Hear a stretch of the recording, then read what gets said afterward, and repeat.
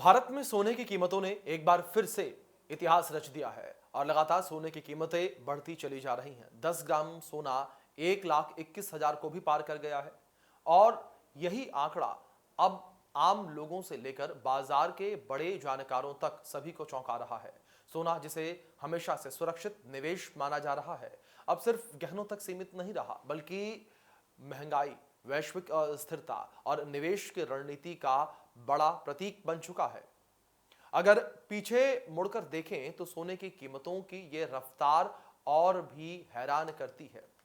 नमस्कार, India news देख रहे हैं आप और आपके साथ मैं अभिषेक पांडे। और इस वीडियो में हम बात करेंगे सोने की कीमतों को लेकर ही और इस उतार चढ़ाव को लेकर और सही समय को लेकर कि क्या सही समय होगा सोने की खरीदारी को लेकर।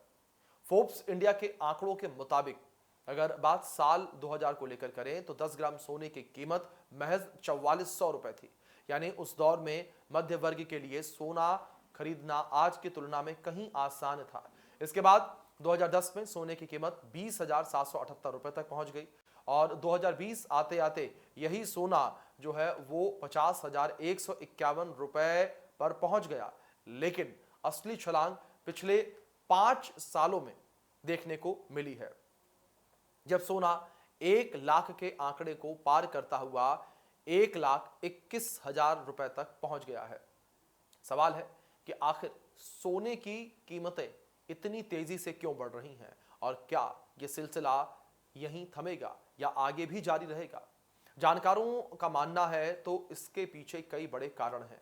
दुनिया भर में भू राजनीतिक तनाव, युद्ध की आशंका, वैश्विक अर्थव्यवस्था में अनिश्चितता और डॉलर की चाल, इन सब ने मिलकर निवेशकों को सोने की ओर मोड़ा। जब शेयर बाजार का अन्य निवेश विकल्प जोखिम भरे लगने लगे तो सोना सबसे सुरक्षित ठिकाना माना जाता है।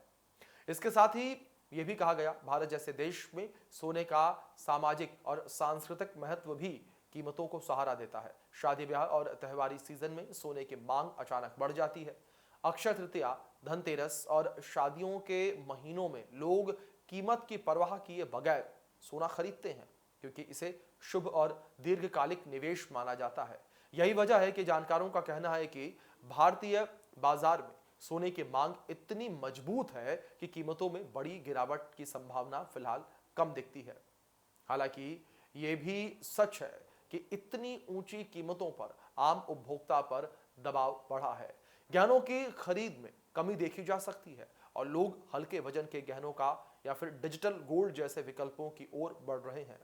बावजूद इसके निवेश के लिहाज से सोने पर भरोसा अभी टूटा नहीं है। कई विशेषज्ञ मानते हैं कि जब तक वैश्विक स्तर पर आर्थिक स्थिरता पूरी तरह वापस नहीं आती, तब तक सोने की कीमतों में बड़ी राहत की उम्मीद करना मुश्किल है। आने वाले महीनों में यह देखना दिलचस्प होगा कि क्या सोना नई ऊंचाइयों को छूता है या किसी स्तर पर कीमतें स्थिर होती हैं। फिलहाल संकेत यही है कि सोना न सिर्फ चमक रहा है, बल्कि निवेशकों के भरोसे पर भी खरा उतर रहा है। सवाल सिर्फ इतना है कि आम आदमी इस महंगे होते सोने के साथ कैसे तालमेल बिठाएगा और क्या भविष्य में ये चमक कुछ फीकी पड़ेगी या और तेजी देखने को मिलेगी। लेकिन अगर हम वैश्विक हालातों को लेकर बात करें तो जो वैश्विक हालात बने हुए हैं वो हालात कहीं से कहीं तक इस ओर इशारा नहीं करते कि सोने की कीमतें कम होती नजर आएंगी, क्योंकि जानकारों का, अर्थशास्त्रियों का लगातार यही कहना है कि सोने की कीमतें और चांदी की जो कीमतें हैं वो आने वाले समय में और भी ज्यादा बढ़ती हुई नजर आएंगी, क्योंकि इनकी मांग बढ़ रही है और सोने का भंडारण जो विकासशील देश हैं उनके द्वारा ज्यादा किया जा रहा है, क्योंकि ये एक ऐसा निवेश है जो सॉलिड है। तो ऐसे में सोने की मांग भी काफी ज्यादा इस वक्त बढ़ने लगी है। अब देखने वाली बात यहां पर यही होगी कि किस तरीके से सोने की कीमतों में गिरावट देखने को मिलती है और इस गिरावट का मुख्य कारण क्या होगा। फिलहाल के लिए वीडियो में इतना ही। बने रहे इंडिया न्यूज के साथ।